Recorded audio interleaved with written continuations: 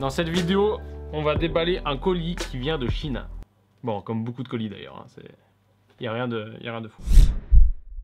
Après cette petite intro mystérieuse, que peut bien-il y avoir dans ce colis? Le mieux c'est de l'ouvrir.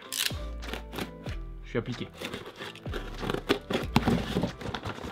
Tu vas voir, il y a ça. Il n'y a rien d'autre? Si, il y a une petite carte. Ok. Alors ce colis c'est un partenariat avec Small Rig qui m'a envoyé du matos, enfin j'ai choisi ce que je voulais quand même, il me donne pas d'argent mais il m'a envoyé du matos gratuitement et donc du coup je voulais te parler de trucs dont je parlais déjà avant de les contacter puisque c'est moi qui les ai contactés pour leur dire hey, j'aime bien votre matériel, ça vous dit vous m'en donnez un peu comme ça j'en parle et tout, c'est plutôt pas mal, j'aime bien ça, donnez-le moi. En deux mots avant de regarder les trucs, pourquoi les cages, pourquoi une cage pour un GH4 ou pour un G7 ou pour n'importe quoi? C'est tout simplement parce que tu peux brancher ton câble HDMI en toute sécurité dans la petite prise de l'appareil et avoir une clampe qui sert ça, comme ça tu ne risques pas d'arracher le câble et de péter la prise HDMI de ton GH4, de ton Canon, de ta caméra, de ton n'importe quoi. Donc c'est parti, on commence avec le truc le moins intéressant.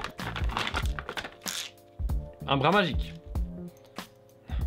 C'est pas du tout comme une baguette magique, mais tu connais le concept, hein, je l'ai déjà expliqué dans une autre vidéo. C'est un bras que tu orientes comme tu veux, par exemple comme ça. Tu serres la vis qu'il y a ici et ça tient. Ce que j'aime pas dans le bras magique, c'est que même si cette rotule là est bien serrée, celle-ci est bien serrée et celle-ci est bien serrée grâce à ça, tu as toujours ici les pas de vis qui ont tendance à ne pas... Enfin, l'objet que tu mets ici, des fois il tourne et donc du coup tu peux pas fixer bien correctement. Donc je m'en sers principalement pour des objets qui sont légers. Bras magique, pas très intéressant. Next, la cage du GH4. C'est une cage, c'est en métal, très simple. Voilà, c'est du métal de type métallique à base de métal. Petit point historique, tu dois sûrement te poser la question de savoir pourquoi j'ai choisi... Petit point historique, tu dois sûrement te poser la question de savoir pourquoi j'ai choisi Small Rig. Parce que tu vas voir les prix et tu vas te dire c'est trop cher pour moi, au secours. Donc oui, c'est un peu cher. Je crois que la cage du GH4 elle coûte 130 €. Maintenant, la réparation de la prise HDMI du GH4, je crois qu'elle coûte plus de 130 €.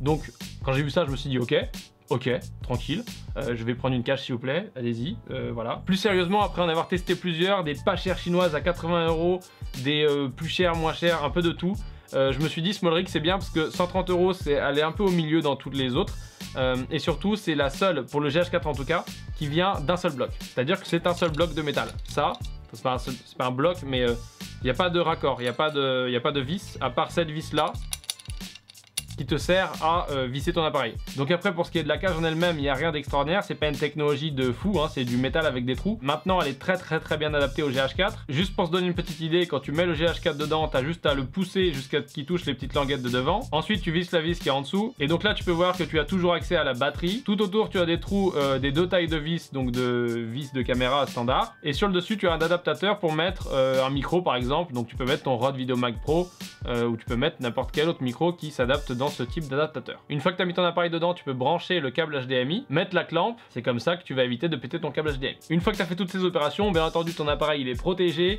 Bon, s'il tombe sur le côté où il n'y a pas la protection, c'est bête, mais il est un peu protégé. Tu as rajouté des points de fixation pour faire de l'équipement tout autour, et aussi tu as protégé ton câble HDMI, ton branchement HDMI, et ça c'est plutôt pas dégueu. Donc ça c'était la cage pour le GH4. Allez, rentre. Pas mal, non? Je t'ai dit ce que c'était ou pas? Je sais plus. C'est une cage pour l'Atomos. Calme-toi, calme-toi.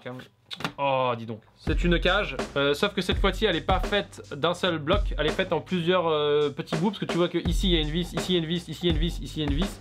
Donc elle est faite en 1, 2, 3, 4 bouts. Donc elle est faite en 4 bouts, voilà. Mais après, c'est le même concept. C'est une cage pour l'Atomos, donc tu mets ton Atomos dedans. Une fois que tu l'as mis dedans, tu visses la vis qui est au-dessus, avec les petites vis et les petites clés fournies. Tu visses la vis qui est en dessous, comme ça il tient bien à l'intérieur, il risque pas de sortir. Et après tu peux brancher ton câble HDMI, et là c'est le même concept.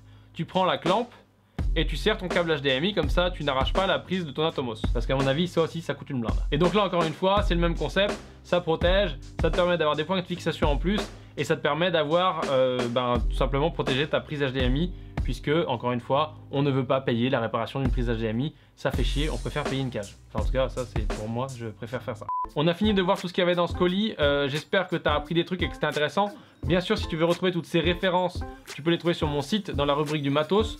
Tu peux aussi les retrouver sur le site de Small Rig, ils seront contents. Quoi qu'il en soit, je te remercie d'avoir regardé cette vidéo. N'oublie pas qu'il y a une newsletter à laquelle tu peux t'abonner et la recevoir soit une fois par mois, soit une fois par semaine. C'est toi qui choisis, donc tu ne seras pas spammé. Merci d'avoir regardé cette vidéo, à plus.